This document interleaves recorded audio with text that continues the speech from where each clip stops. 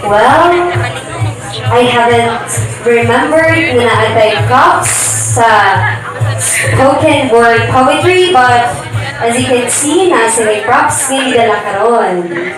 Okay po. Hello? Ano, video? May gabi sa tanan no. Kinsa may gabi kanina actually. Ay, salamat na kay kawan. So, ang wala mi ka memorize kay ni Tagalog ug dato nya Bisaya di usab. So wala kay mi ka memorize. So di ba na mo memorize, nagdala mi kape.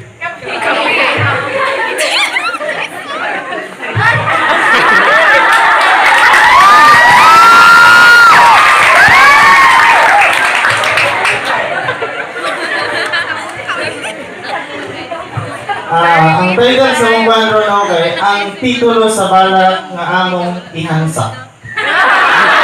Nagpadayon sa guma. Nagmahal na sakitan gibiyaan. Kay Panginoon. Very wrong. Very wrong. Nagmahal na sakitan nag-alagad og sugod kami buhat og balak ni adtong kasing-kasing namo naguak. Kay matud pa sa istorya nga way sagol bakat. Ikaw, nabuwag na ba na? Nabuwag na ba na yung kasing-kasing na puno sa paglambing nga kuno murag pisik, hugot sa pagigot, pero gitutuyo kung murag kasing? Sikat ang may malandugon na siya wala na. Wala na sa iyong barkada. Ay, naigot ka? Nagsugod kami ni adtong nahimamat namo ang Ginoo. Ug gusto namo nga magbag-o para sa himaya ni Kristo. Leron sinta, istoryahan nato kung napay kita. Wala ko'y gibuhat karautan. Nganong imo mangkong gibiyaan. Unsa man jud ang hinungdan nga imo kong gibiyaan sa kalit nimong pagbiya. Istorya ko diha. Tungod ba kay na siya reader o na ba siya niyo maong nikalit na lang nga naay kamo. Ikaw sa gugma na ipaglaban, pero siya ni kuyong na di ay sa uban. Kana kung abi ni mo ka muna dyan sa usag-usa, pero naade siya laing gihigugma. Leron sinta, karon may pachat-chat ka na. Nagmahay na ba ka? Mubalik na ba ka? Balik lang, walay problema. Ang pangutana, naa ba kay balikan? Pasayloan. Kay ang ako nagbago na. Dili na ko tanga.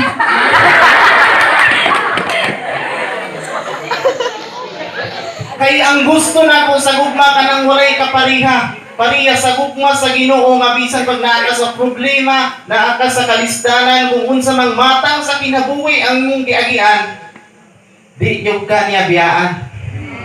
Pero bago taong mahuman, ato ning pamalandungan.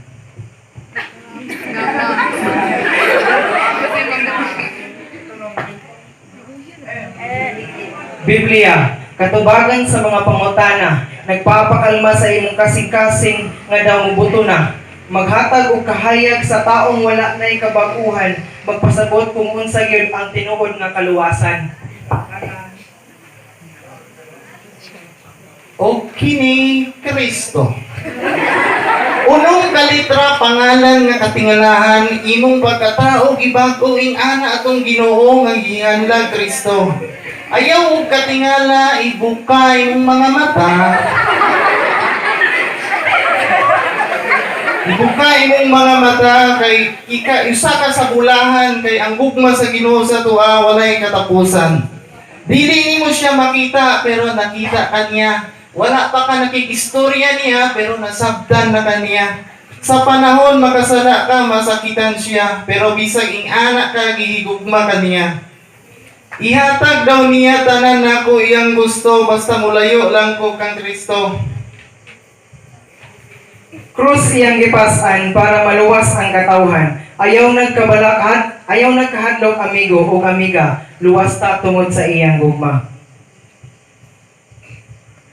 Maunang igsuon ihagit ka, sama sa paghagit sa pagkalibutanong kalipay sa kuha.